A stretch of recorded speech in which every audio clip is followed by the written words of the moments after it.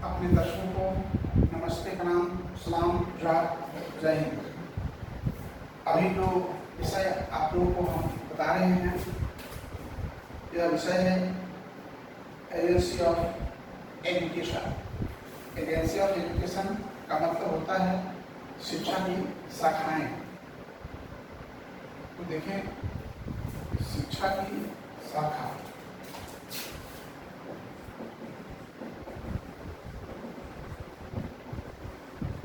ठीक है, agency of education. जैसा कि हम आपको यहाँ लिख चुके हैं, फॉर्मल एजुकेशन, स्पेशल एजुकेशन और रेगुलर एजुकेशन।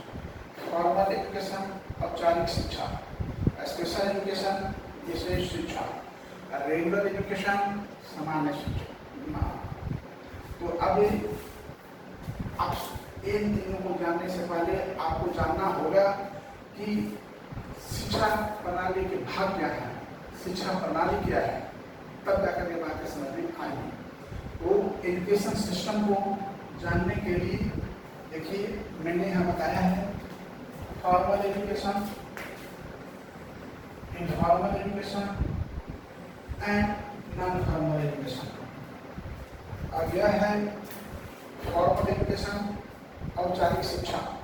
औपचारिक शिक्षा वह है, क्लियर याद रखेंगे, जिसमें निश्चित पाठ्य विषय, पाठ्य सामग्री, पाठ्य पुस्तकें, फिक्स समय, निश्चित समय सत्र परीक्षा होती है, या जैसे हम लोग जो पढ़ाई कर रहे हैं, यह हमारा फॉर्मल एजुकेशन है, यानी औपचारिक शिक्षा।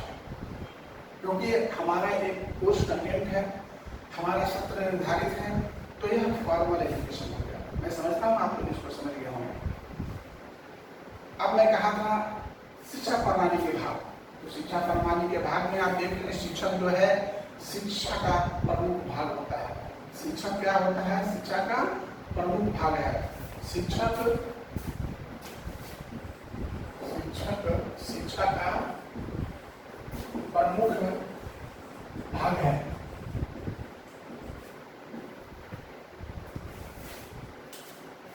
शिक्षार्थी उसकी योग्यता के अनुकूल करिकुलम बना करके पढ़ाना चाहिए। और शिक्षक अधिगमन प्रक्रिया, जिसको बोलते हैं टीएलएम प्रोसेस, यह बहुत साधारण होना चाहिए। जैसे हमारा क्या है, मैं वीडियो बनाने के लिए यंत्र है वो चाह रहा हूँ, मेरे पास व्हाइट बोर्ड है, पेन है, लेक्चर स्टेज है, तो ये और जो कोर्स कंटेंट है वो सही ढंग से बता पाए ताकि आप समझ सकते हैं। तो ये जो है शिक्षण अधिगम प्रक्रिया, छात्र शिक्षक, सहपाठन, विद्यालय, पुस्तकालय, शिक्षण अधिगम से व्यक्ति बहुत कुछ सीखता है। शिक्षण की व्यवस्था, शिक्षण की व्यवस्था जो है शिक्षण प्रबंधन पर आवश्यकता की जोर देने की आवश्यकता है कि शिक्षक कैसे उसको प्रबंधन किस तरह से उसको लागू कराता है।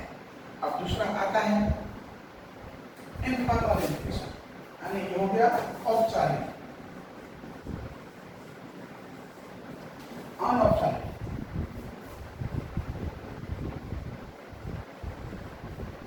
अब इनफॉर्मल एजुकेशन, इनफॉर्मल, अनौपचारिक।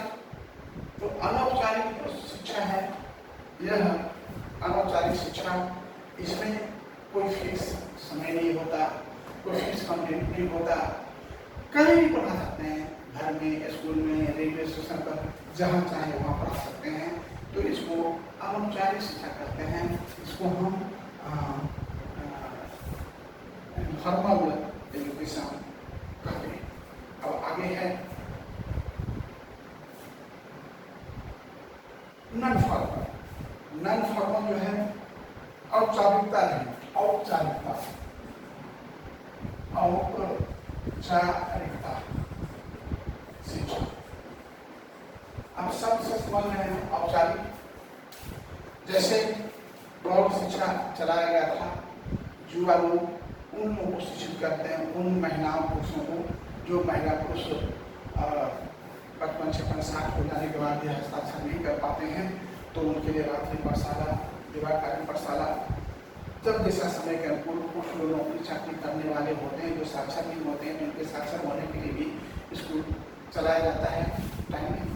तो इस तरह के जो व्यवस्था है उसे हम औपचारिक शिक्षा कहेंगे। यानी अब क्लियर हो गया है कि फॉर्मल, इनफॉर्मल, नॉन फॉर्मल, यानी औपचारिक और अनौपचारिक और औपचारिक, ये तीनों शिक्षा क्या है। आगे हम बढ़ते हैं। आगे हमारा पॉइंट था ये आपका फॉर्मल स्कूल। फॉर्मल स्कूल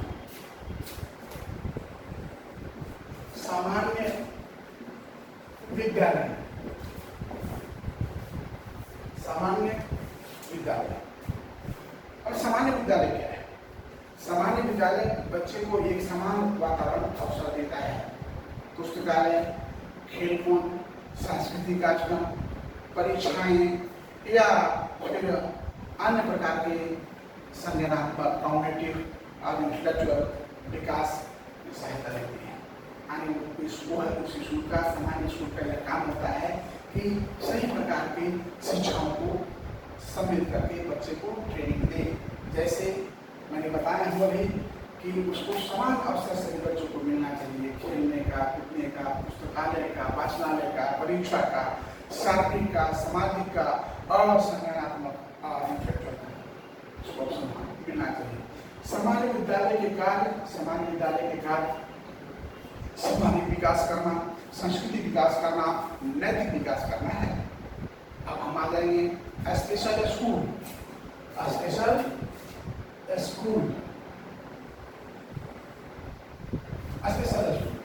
विशेष विद्यालय। अभी कुछ देर पूर्व मैं चर्चा कर चुका हूँ विशेष विद्यालय के बारे में। मैं समझता हूँ ज़्यादा चर्चा करने की जरूरत नहीं है, तो सब बता देता हूँ। जो right person to disability act सन 2016 में आया है हमारे 21 टाइप्स ऑफ डिसेबिलिटी, उसमें जो बच्चे शिक्षण प्रशिक्षण पाने के लायक हैं तो उनके लिए अलग से स्पेशल स्कूल की व्यवस्था होती है, जहाँ उसके करंट लेवल ऑफ फंक्शनिंग उसको आईक्यू जांच करने के बाद उसके बाद विशेष स्कूल द्वारा विशेष प्रशिक्षण दी जाती है, जिसमें विकास होता है, व्यक्तिगत विकास यानी उसका आइडियल एक्टिविटी, रोजमर्रा का काल का विकास होता है, खाने पीने, कपड़ा पहनने, चलने बोलने, सामाजिक सोशल, नमस्ते प्रणाम सलाम जो भी है उसको कौन किनको प्रणाम करना, क्या करना है सिखाना, बौद्धिक इंटेलेक्चुअल डेवलपमेंट होता है। साथ साथ ऐसे स्कूल में अनेक प्रकार की सुविधा होती है, जैसे एसटी, स्पेशल पीटी, ओटी, ये सारी चीज़ें आगे बताया ही गया है और फिर नेक्स्ट क्लास में बताया जाएगा। स्पीच थेरेपी, फिजियोथेरेपी और ऑपरेशनल थेरेपी, ये तीनों व्यवस्थाएं जो है स्पेशल स्कूल में होता है। वाक चिकित्सा, शरीर चिकित्सा, समूह चिकित्सा और व्यवहार चिकित्सा की सुविधाएं स्पेशल स्कूल में होता है। तो इसी के साथ मैं समझता हूँ कि आप एजेंसीज ऑफ एजुकेशन को समझ गए होंगे। Formal, informal, non formal, regular, special school के बारे में डिटेल्स बताया। इसके साथ जय हिंद।